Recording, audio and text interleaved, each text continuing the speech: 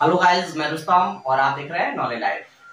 अभी हम लोग बिहार बोर्ड 10th क्लास का द्रक्षा उर्दू कंटिन्यू चला रहे हैं वीडियो। और अभी हम लोग देखेंगे चैप्टर का में सिर्फ मजमून। अभी मजमून पढ़ा रहे हैं और मजमून में आज हम लोग पढ़ेंगे लोग हिंदुस्तानी आइन के मेमार यानी भारतीय संविधान के निर्माता। इसका हिंदी का होता है भारतीय संविधान के बनाने वाले कौन? डॉक्टर भीमराव अम्बेडकर। किसकी जिंदगी के मुताबिक पढ़ेंगे लोग? डॉक्टर भीमराव अम्बेडकर की जिंदगी के मुताबिक पढ़ेंगे लोग। और ये सारी जानकारियां उन्हीं से मुताबिक है। तो सबसे पहले हम लोग चैप्टर शुरू करते हैं और उसी के अंदर ये सारी जानकारियां हम लोग लेंगे। पेज नंबर 66 है। यह हिंदुस्तान के अक्सरियती समाज में कुछ लोग पसमानदा तबके के माने जाते थे। सैकड़ों वर्षों से समाज में ना कोई इनकी फिक्र करता था और ना इनसे प्यार करता था।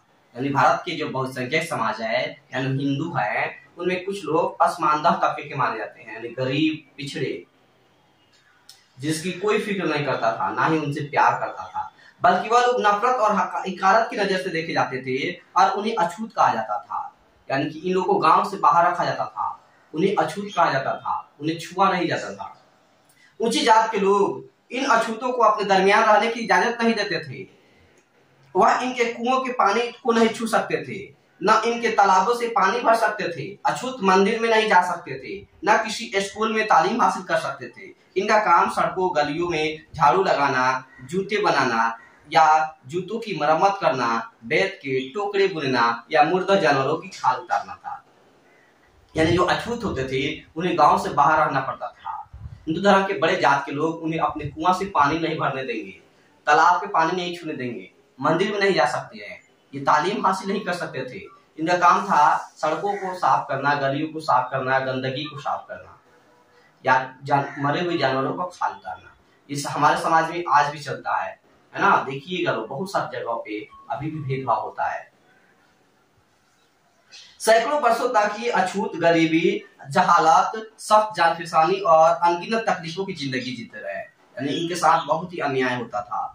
ऐसे ही एक अछूत मराठी जुबान बोलने वाले महार खानदान में डॉक्टर भीमराव अम्बेडकर 14 अप्रैल 1891 ईस्वी को महू सेंट्रल इंडिया में पैदा हुए। यानी कि इसी तरह के एक अछूत खानदान में डॉक्टर भीमराव अम्बेडकर का जन्म हुआ था। कब जन्म हुआ था? 14 अप्रैल 1891 ईस्वी में। जगह का नाम है central Mhow central India. Mhow गांव का नाम है सेंट्रल इंडिया, जो अभी मध्य प्रदेश में पड़ता है। और ये मराठी जुबान बोलने वाले खानदान थे।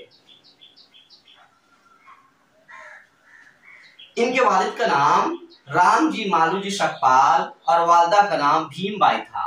वह अपने वालिदैन की 14वीं और सबसे छोटी औलाद थे। सब लोग प्यार से इन्हें भीमा कहा करते थे। इन्होंने भीमराव के नाम से अपनी तालीम मुकम्मल की और दादा मालूजी की तरह इनके वालिद रामजी सकपाल बरतानवी सरकार की फौज में मुलाजिम थे। यानी भीमराव अम्बेडकर के वालिद का नाम रामजी मालूजी सकपाल था और वालदा का नाम भीमाबाई था, भीमबाई। और ये अपने माँ बाप के 14वें और सबसे छोटी औलाद थे, इसीलिए इनके सारे भाई बहन घर वाले भी प्यार से भीमा कहते थे और इसी वजह से इनका नाम पड़ गया भीमराव अम्बेडकर। इनके वालिद और इनके दादा दोनों आदमी अंग्रेजों के यहाँ नौकरी करते थे। इन दिनों बरतानवी सरकार ने फौज में काम करने वाले लोगों के लिए तालीम को लाजमी करार दे रखा था। सरकार इन नौजवानों की, औरतों और बच्चों की तालीम के लिए स्कूल चलाती थी। मालूजी और रामजी दोनों ऐसे खुशकिस्मत महार थे जिनको तालीम का फायदा पहुंचा। यानी अंग्रेजों ने ये चलाया था रूल की जो लोग उनके यहाँ काम करेगा वे लोग पढ़ सकते हैं। इसीलिए इनके दादा और पापा तो पढ़े ही थे, साथ में इनको भी पढ़ने का मौका मिल गया। भीमराव की उम्र अभी 2 वर्ष ही थी कि इनके वालिद फौज की मुलाजमत से सुबदोश हुए। यानी ये सिर्फ 2 साल के थे। इनके वालिद अंग्रेजों के यहाँ फौज में नौकरी करते थे और ये रिटायर हो गए। 14 वर्ष तक रामजी फौजी स्कूल में हेडमास्टर थे। ये कैसा काम करते थे? फौजी स्कूल में हेडमास्टर का काम करते थे। सुबदोशी के वक्त इनका अहदा दूसरी ग्रेनेड के सूबेदार मेजर का था। यानी कि इनके वालिद क्या थे? रामजी मालूजी सकपाल सूबेदार मेजर थे। याद रखिएगा, ये ऑब्जेक्टिव में पूछता है एग्जाम में। ये खानदान सेंट्रल इंडिया को छोड़कर यानी एमपी को छोड़कर कोकिन इलाका में दापोली मकान पर जा बसा। नौकरी चला गया तो वह क्या करेगा? ये वापस चला गया। यही 5 साल की उम्र में अंबेडकर का स्कूल में दाखिला हुआ। जल्द ही इनके वालिद को फौज, लिखा है, राम जी को सतारा में नौकरी मिल गई।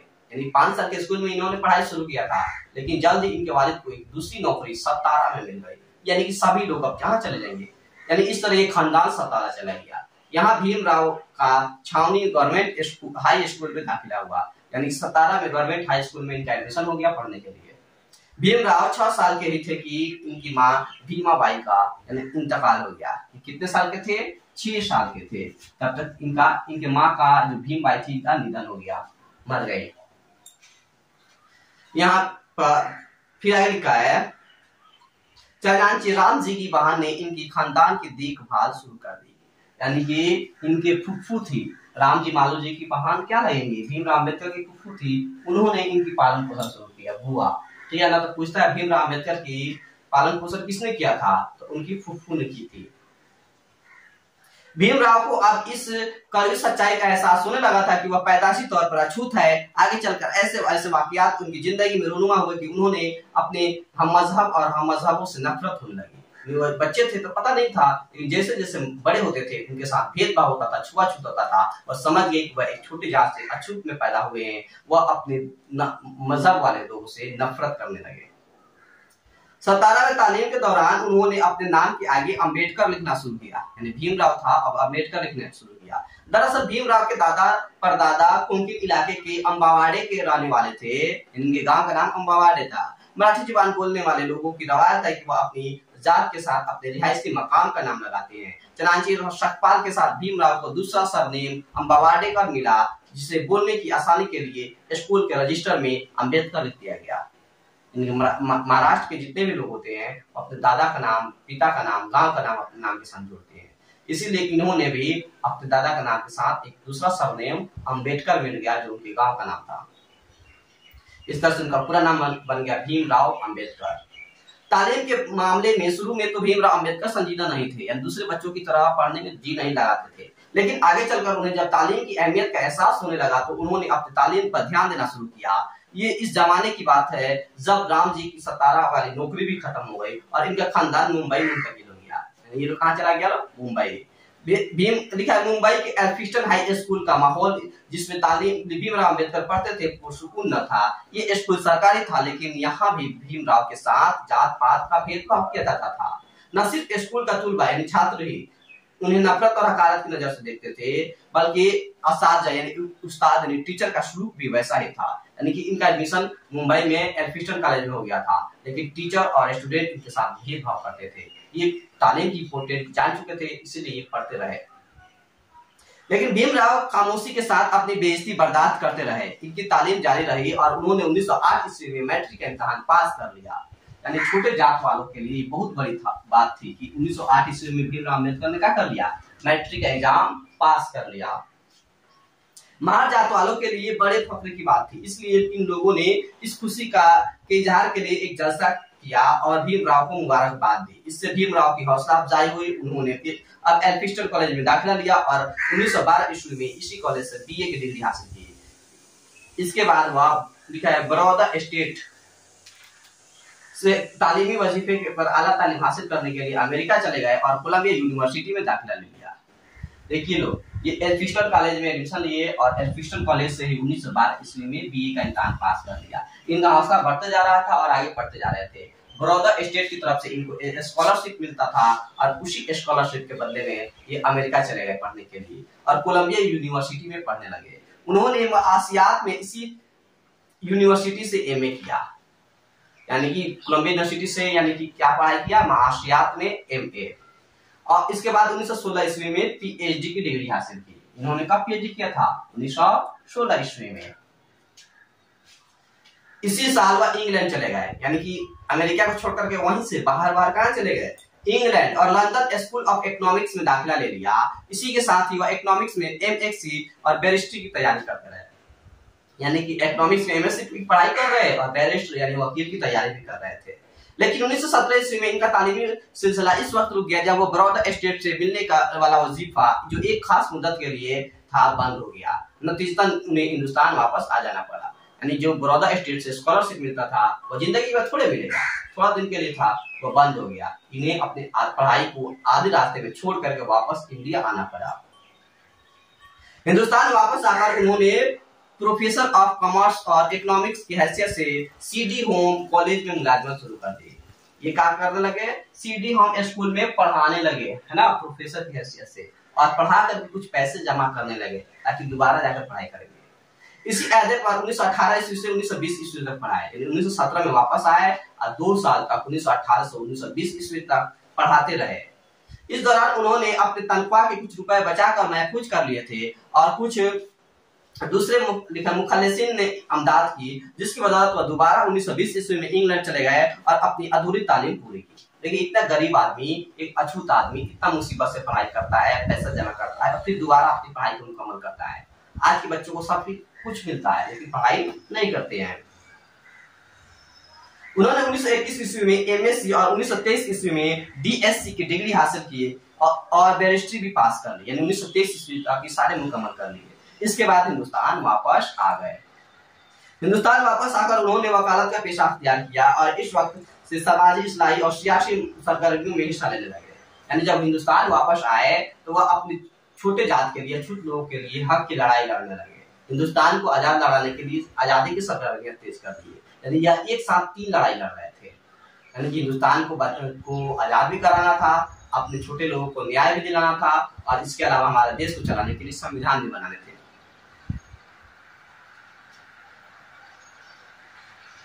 इस दौरान उन्होंने सहाफत से भी खुद को जोड़ा, यानी कि न्यूज़पेपर भी चलाए। इस्लाह के लिए उन्होंने कई सियासी और सामाजिक तंजीमें कायम की और आखिरकार उन्होंने अछूत समझी जाने वाली जातों में एक जबरदस्त इनकलाब पैदा कर दिया, जिसके असरात आज वाली तौर पर दिखाई देते हैं। उन्होंने अछूतों को ये सलाह दी कि हम इस वक्त तक कोई तरक्की नहीं कर सकते जब तक हम 3 मरहलों में अपने अंदर की सफाई नहीं करते। यानी सारे अपने अछूत समाज को जमा करते हैं और कहते हैं हमने 3 तरह से सफाई करने होंगे अपने आप को, तभी हम समाज में ऊपर आ सकते हैं, लोगों से मिल सकते हैं।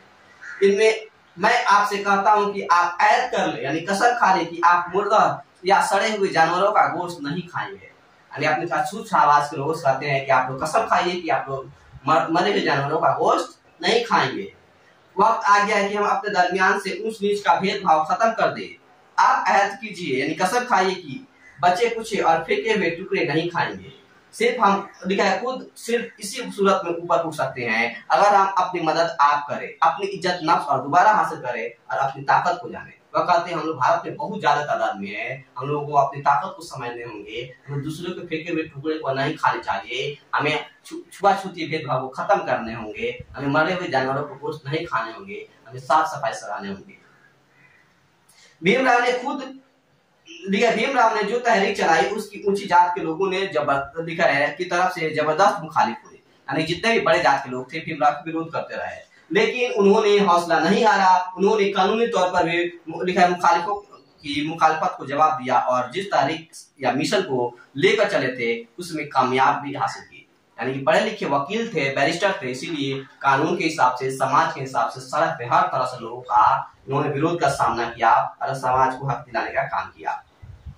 उन्होंने मुल्क के कौम की अहम खिदमात भी अंजाम दिए, इसलिए उनका शुमार जदीद हिंदुस्तान के मीमारों में होता है, नए भारत को बनाने वालों में उनका नाम शुमार किया जाता है। भीमराव अंबेडकर के कारनामों की फहरिस्त बहुत ही लंबी है। वह अमली या सियासत के लिखा है सियासत के मैदान में भी कूदे और कामयाब रहे। चनांचे इस दौर के अहम सियासी रहनुमा मसलन गांधी जी और पंडित नेहरू जी ने से भी उनके नजदीकी मरासिम रहे।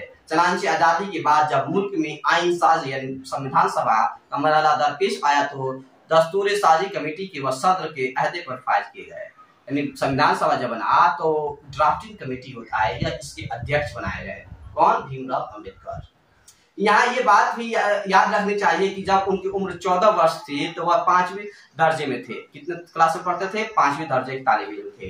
तो उनकी शादी 9 वर्ष की रामाबाई से हुई थी। रामाबाई के इंतकाल के बाद इन्होंने एक ऊंची जात की तालीम याफ्ता खातून से शादी की।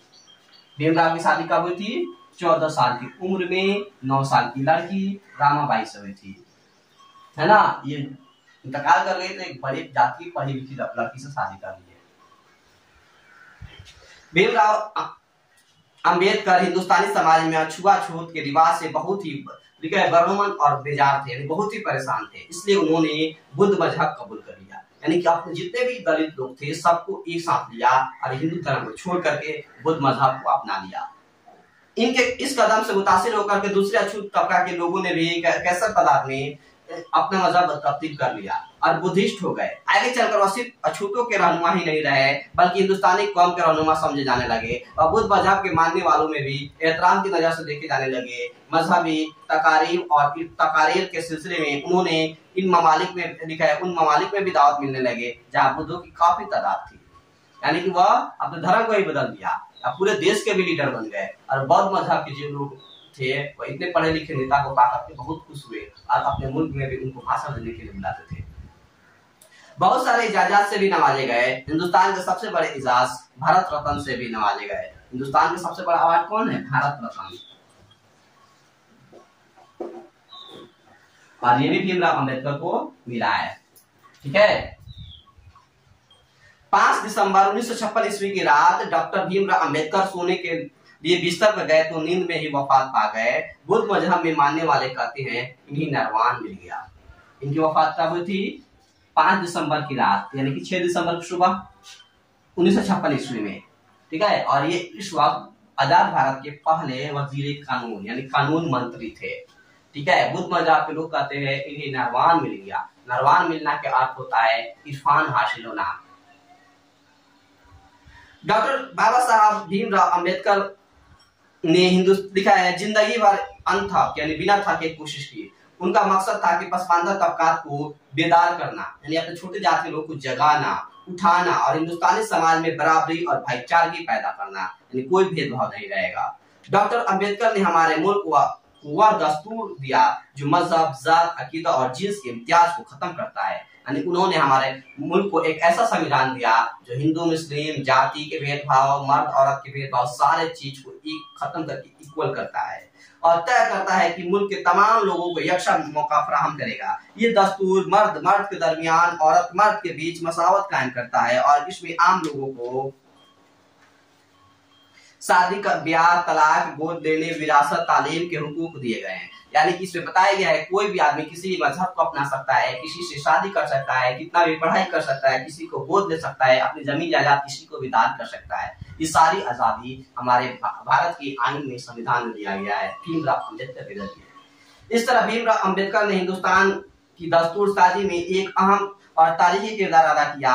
अलावा लिखा है आज दस्तूर हिंद में सेकुलरिज्म को तस्वुर पेश करने के हिंदुस्तान की कैसर मजहबी और अक्सरियती लिखा है कैसरुलसानी माशरे में मसावत पैदा करने की कामयाब कोशिश की जो हिंदुस्तानी जमहूरियत के रोशन मुस्तकबिल का जामिन है। कर है उन्होंने हमारे मुल्क को हिंदू राष्ट्र न बना करके, किसी विशेष जात को न बना करके एक ऐसा बनाया जिसमें सेकुलरिज्म जोड़ दिया, धर्म निरपेक्षता जो सभी लोगों के लिए एक बराबर है और हमारा मुल्क का जो मुस्तकबिल है वह एक रोशनाश है। ये माखूज है, यानी कि लिखा गया है किताब की तरफ से। ये वीडियो आपको कैसा लगा कमेंट सेक्शन में जरूर बताएं। और वीडियो पाने के लिए हमारे चैनल को सब्सक्राइब करें और अपने दोस्तों में शेयर करें। तब तक के लिए शुक्रिया।